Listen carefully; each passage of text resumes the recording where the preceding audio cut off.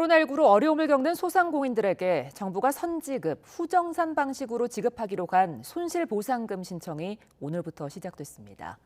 하지만 자영업자 대부분은 이번 방법 역시 빚더미의 터널 탈출법은 아니라며 피해액 100% 보상을 요구하고 있는데요. 김상우 기자가 자영업자들을 만나봤습니다.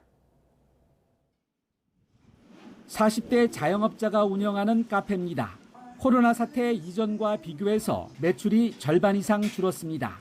한때 밤 10시까지 영업이 가능했을 때는 좀 더 버텨보자는 신랄 같은 희망과 의지가 있었는데 지금은 그렇지 않습니다. 생각보다 그 체감적인 게 엄청 커요. 10시까지 할 때는 그래도 버틸만은 한데 9시까지 하는 건 사실상 버티기도 힘든 수준입니다.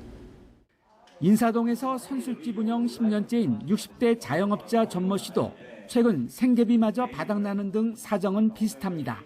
코로나 방역 조치와 관련해서 선지급 후정산 방식의 손실보상 신청이 시작되자 온라인 신청 대신 관련 기관을 찾아 신청 겸 문의에 나섰습니다. 영업을 그만둘 정도로 힘드니까 우선 구정도 보내야 되고 돈이 좀 필요하죠, 진짜. 이번 신청 대상은 지난해 12월 6일부터 영업시간 제한 조치를 받은 소기업 등 55만 곳, 첫 닷새간만 출생연도 끝자리 기준 오부제로 시행합니다. 특히 지난해 4분기와 올해 1분기 손실보상금으로 250만 원씩 총 500만 원을 별도 심사 없이 대상 여부만 확인해서 지급합니다. 다만 보상액이 확정되기 전까지는 무이자로 주고 확정 이후 차감하고 남은 잔액은 연 1%의 금리로 상환을 미룰 수 있습니다.